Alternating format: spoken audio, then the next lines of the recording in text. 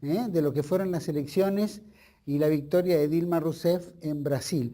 ¿Qué nos puede decir así como un pantallazo de lo que fue estas elecciones? Bueno, creo que la característica distintiva de este proceso electoral fue la fragmentación de la sociedad brasileña en dos partes casi iguales. Recordemos que la victoria de Dilma Rousseff fue por solo 3 puntos de ventaja, que es la menor diferencia desde el retorno de la democracia a Brasil en el año 1989, lo cual pinta un escenario claramente de división entre un sector de la sociedad brasileña que reclamaba quizás un cambio en la gestión oficial y otro sector menor, mayoritario, pero por una diferencia muy pequeña, que, digamos, le dio el ok a la continuidad de Dilma Rousseff, de alguna manera reconociendo los logros de estos 12 años del PT en el poder. Pero ¿Cómo evaluarían los logros, esos logros? ¿Cuáles a nivel y qué niveles sociales son los que más aportaron los votos hacia Dilma Rousseff? bueno, si uno analiza el mapa electoral de Brasil, uno ve claramente que la gran victoria, donde está el núcleo duro de quienes apoyan a Dilma Rousseff, se da en las regiones norte y nordeste del país, que son las regiones más relegadas económicamente, mientras que quizás en el sudeste, que es los estados de San Pablo, Río de Janeiro, que son los económicamente más pujantes, más industrializados, allí fue donde el PSDB obtuvo mejores resultados. Así que es en ese sector de la sociedad en donde la intervención del Estado durante estos 12 años de Rousseff dio más resultados, donde logró quizás con esa intervención estatal sacar a familias de la pobreza extrema, de la miseria, incorporarlos a la clase media o al consumo, es allí donde Rousseff obtuvo mayores apoyos. Y en eso, claro, la gente más humilde. Y digamos los puntos más claves que digamos como política social que ha servido como para tener y cimentar el casi 51% y un poquito de los votos. Bueno, el gran programa social más revolucionario, entre comillas, fue lo que se denomina Bolsa Familia, que es una ayuda familiar directa del gobierno federal que se canaliza por medio de los municipios, pero llega a las familias, que quizás esa fue la gran bandera de Lula da Silva cuando llegó al poder, analfabetismo, es decir, un país que tiene ciertos sectores de la sociedad aún muy relegados, mucho más que en Argentina, Ujú. y la llegada del Estado ahí fue realmente un antes y después, y fue en ese sector donde Dilma Rousseff evidentemente obtuvo más apoyos. Pero la economía brasileña desafortunadamente se encuentra en un proceso de desaceleración, la inflación está en aumento, llegando al 6,5% anual, que es el techo máximo que tenía estipulado el Banco Central, lo cual de mantenerse esta tendencia de desaceleración económica y crecimiento de la inflación, esta situación va a comenzar a repercutir en las economías familiares y bueno, entonces Dilma va a tener, quizás ese es su principal desafío, que el país vuelva a crecer, ¿no? Ujú.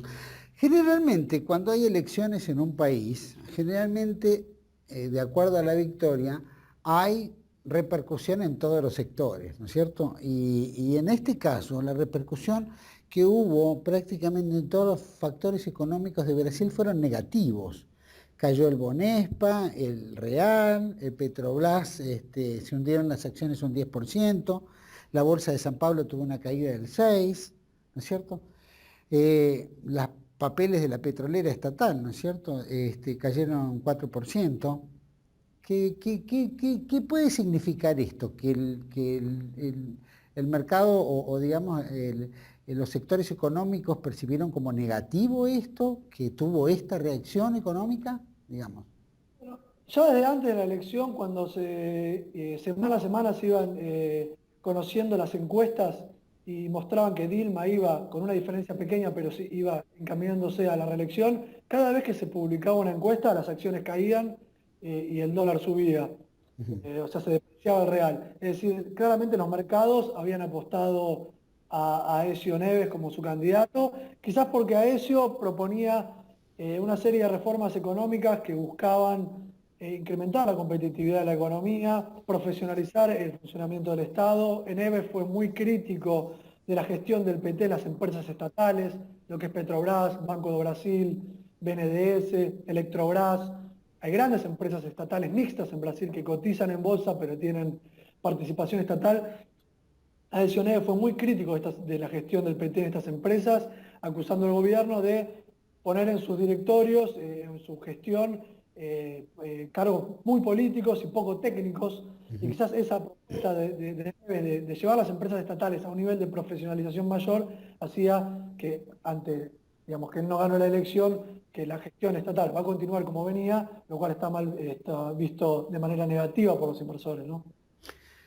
Bueno, eso es algo muy parecido que nos pasa a nosotros en la mayoría de los sectores económicos, ¿no? Las grandes empresas que de alguna manera las AFJP tenían acciones y que pasaron a manos del Estado, el Estado o el gobierno nacional colocó directores pertenecientes a diferentes grupos, particularmente los de la Cámpora, que es un sector político de jóvenes y que realmente no tienen el conocimiento técnico ni la experiencia económica para poder trabajar o estar envuelto en ese tipo de empresas. Sin embargo, eso se dio y que generó bastantes conflictos dentro de las empresas.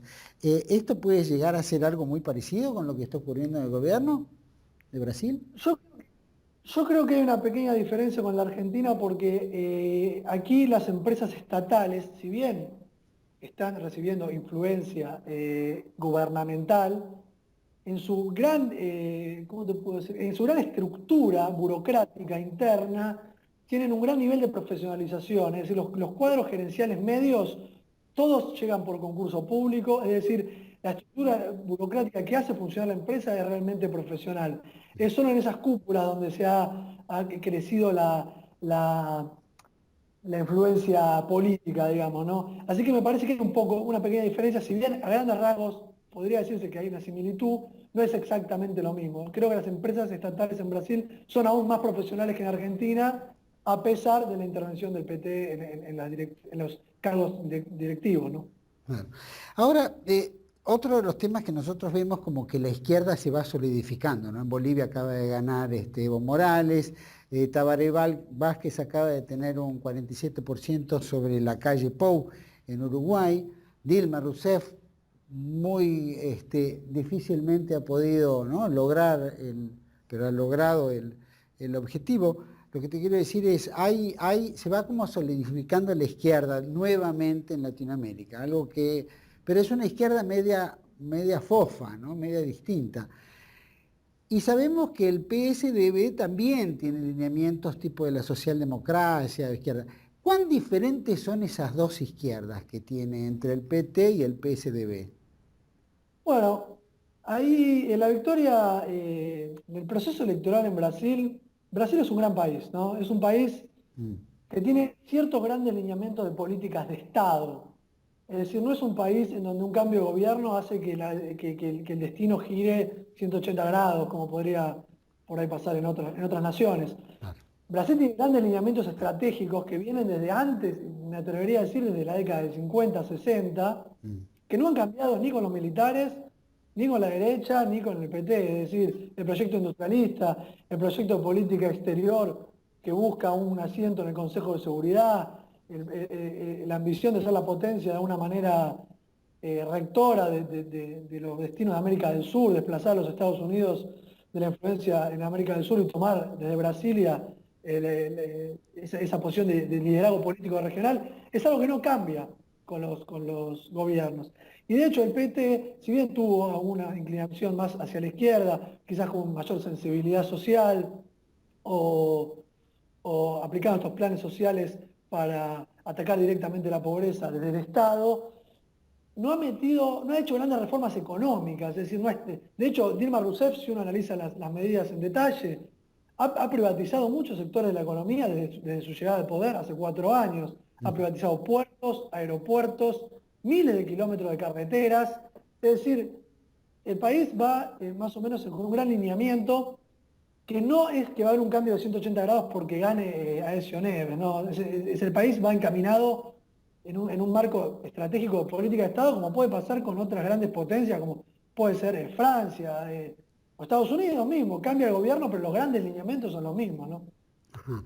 Y esa diferencia que nosotros notamos con la Argentina, los gobiernos, como por ejemplo tan sólidos en Brasil, que Itamaraí de alguna manera, Itamaraty marca el lineamiento de políticas de Estado y que difícilmente giran, como recién acaba de decir muy claramente, 180 grados, como ocurre en la Argentina.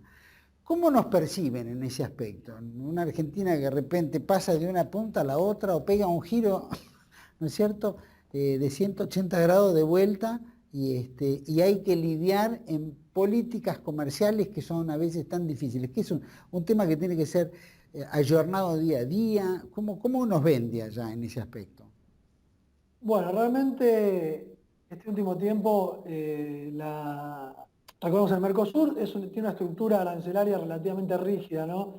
Los países miembros no pueden firmar tratados de libre comercio con terceras naciones si no es por consenso. Claro, Por decir algo, si Brasil quisiera firmar una asociación comercial con Sudáfrica, otro país del BRIC, y con condiciones relativamente similares, no podría hacerlo si no lo realiza el Mercosur en bloque.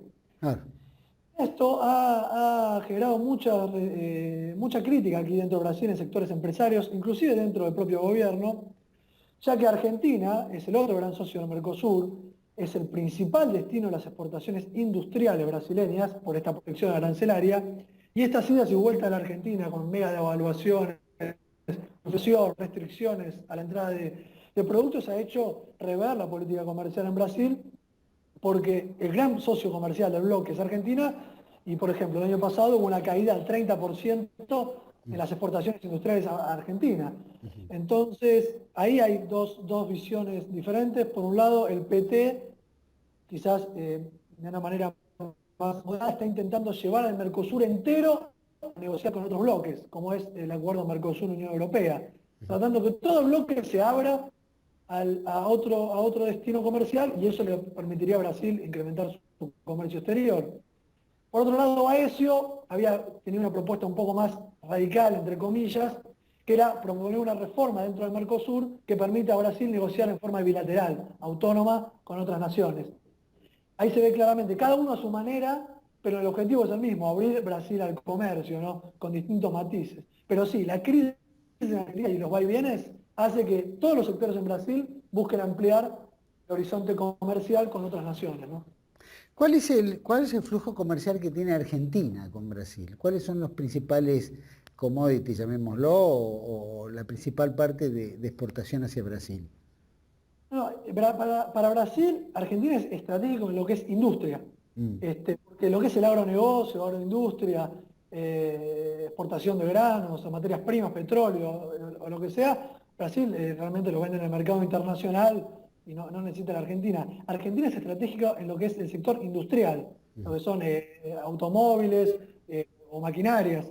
Porque la industria brasileña realmente ha perdido competitividad en los últimos años, lo que se conoce como el costo Brasil, es decir, un tipo de cambio sobrevaluado, una presión impositiva muy alta. La industria brasileña ha perdido competitividad y ha encontrado en Argentina, gracias a la protección arancelaria del Mercosur, el principal destino de sus exportaciones. Así que se focaliza en lo que es industria, ¿no?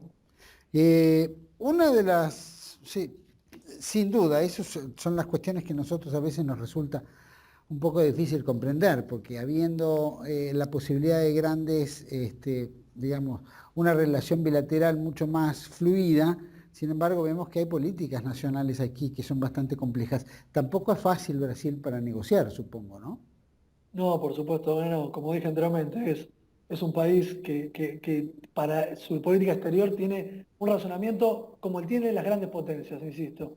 Y negociar con Brasil es como ir a negociar con Francia, por dar un ejemplo. Un país que no va a ceder fácilmente en sus intereses, digamos, ¿no? Santiago, con relación a la corrupción, Vilma Rousseff dijo que iba a ser muy dura con el tema de la corrupción, etcétera, y este gobierno de Dilma también se ha destacado con grandes índices de corrupción. ¿En qué forma vos crees que va a tomar el toro por las astas en este aspecto? ¿Y puede llegar a ser eso contagioso para la Argentina? Bueno, Dilma, desde su asunción en 2011, 1 de enero de 2011, siempre tuvo la lucha contra la corrupción como una prioridad. De hecho, fue uno de los factores que hizo que se diferencie un poco de Lula, ¿no? O sea, el combate a la corrupción en forma directa. El problema es que pareciera que lamentablemente la presidenta está un poco sola, porque por más que ha impulsado reformas y está tratando, de hecho en su discurso de ayer por la noche, hizo hincapié en que iba a impulsar reformas procesales y reformas legales que busquen condenar de manera más efectiva la corrupción. Ha separado ministros, pero lamentablemente pareciera que la presidenta está un poco sola porque dentro de la estructura del PT estallan constantemente nuevos escándalos de corrupción, el más reciente es el de Petrobras, Ajá. así que veremos cuánto éxito tiene esta ambiciosa empresa, ¿no? Hasta ahora no ha tenido mucho éxito, pero pareciera que tiene esa convicción, veremos cómo le va. Y con relación a este entendimiento que, bueno, esta alianza que hubo entre Alessio y la dirigente del Partido Verde, Dilma en este aspecto habló de que va a tratar de hacer un gobierno consensuado o, digamos, con mayor diálogo entre los diferentes sectores. Este, ¿Eso lo muestra en un punto débil de ella o fortalece su figura en ese aspecto? No, yo creo que el discurso de Dilma de anoche fue un discurso claramente conciliador. Dilma es consciente de que esta campaña fue realmente, fragmentó un poco a la sociedad, más que otras en el pasado, la diferencia fue muy pequeña.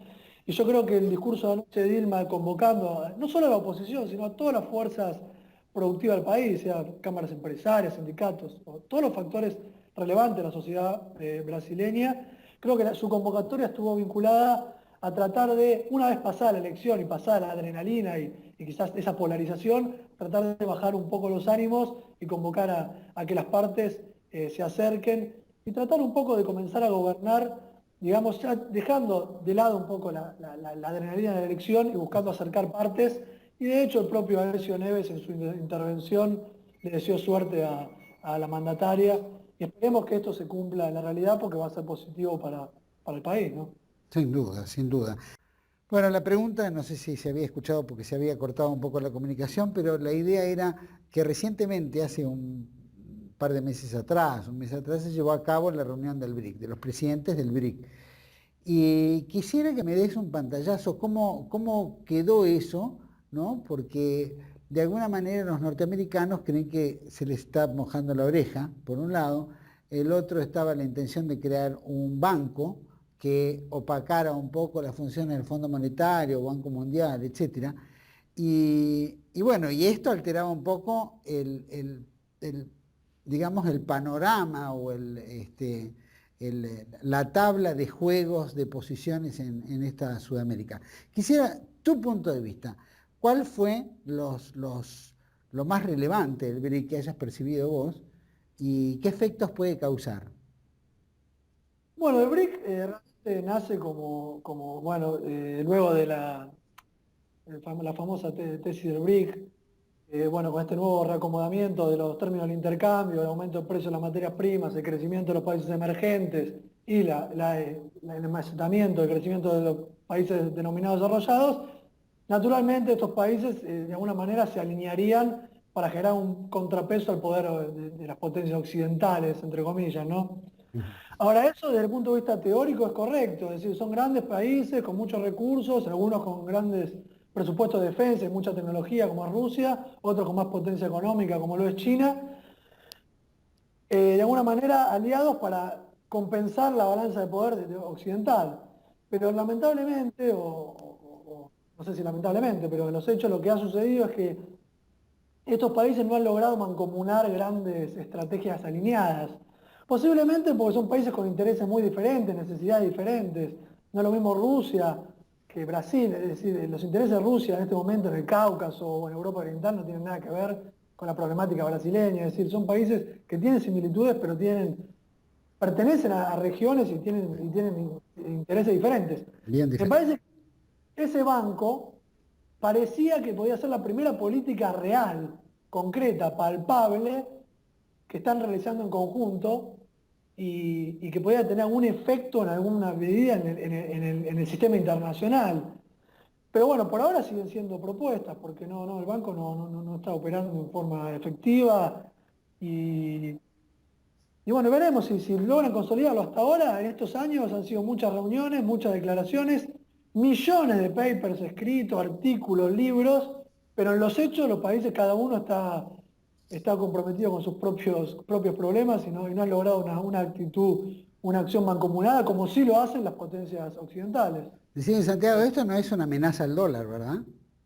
No, no me parece que sea una amenaza al dólar.